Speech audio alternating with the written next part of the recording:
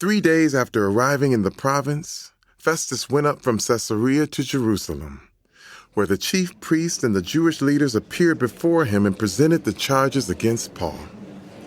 They requested Festus, as a favor to them, to have Paul transferred to Jerusalem, for they were preparing an ambush to kill him along the way. Festus answered, Paul is being held at Caesarea, and I myself am going there soon. Let some of your leaders come with me, and if the man has done anything wrong, they can press charges against him there. After spending 8 or 10 days with them, Festus went down to Caesarea. The next day he convened the court and ordered that Paul be brought before him. When Paul came in, the Jews who had come down from Jerusalem stood around him. They brought many serious charges against him, but they could not prove them. Then Paul made his defense. I have done nothing wrong against the Jewish law, or against the temple, or against Caesar. Festus, wishing to do the Jews a favor, said to Paul, Are you willing to go up to Jerusalem and stand trial before me there on these charges? Paul answered, I am now standing before Caesar's court, where I ought to be tried. I have not done any wrong to the Jews, as you yourself know very well. If, however, I am guilty of doing anything deserving death, I do not refuse to die. But if the charges brought against me by these Jews are not true, no one has the right to hand me over to them. I appeal to Caesar. After Festus had conferred with his council, he declared, Well, you have appealed to Caesar. To Caesar you will go. A few days later, King Agrippa and Bernice arrived at Caesarea to pay their respects to Festus. Since they were spending many days there, Festus discussed Paul's case with the king. He said, There is a man here whom Felix left as a prisoner.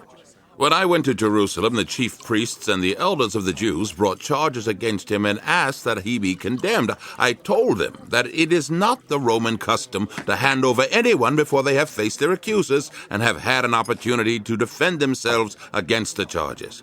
When they came here with me, I did not delay the case, but convened the court the next day and ordered the man to be brought in. When his accusers got up to speak, they did not charge him with any of the crimes I had expected. Instead, they had some points of dispute with him about their own religion and about a dead man named Jesus who Paul claimed was alive. I was at a loss how to investigate such matters. So I asked if he would be willing to go to Jerusalem and stand trial there on these charges. But when Paul made his appeal to be held over for the emperor's decision, I ordered him held until I could send him to Caesar. Then Agrippa said to Festus, I would like to hear this man myself. He replied, Tomorrow you will hear him. The next day, Agrippa and Bernice came with great pomp and entered the audience room with the high-ranking military officers and the prominent men of the city. At the command of Festus, Paul was brought in.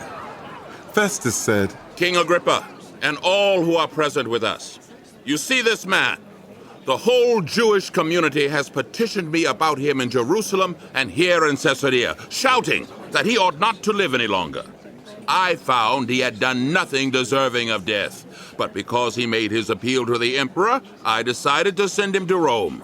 But I have nothing definite to write to His Majesty about him. Therefore, I have brought him before all of you, and especially before you, King Agrippa, so that as a result of this investigation, I may have something to write. For I think it is unreasonable to send a prisoner on to Rome without specifying the charges against him.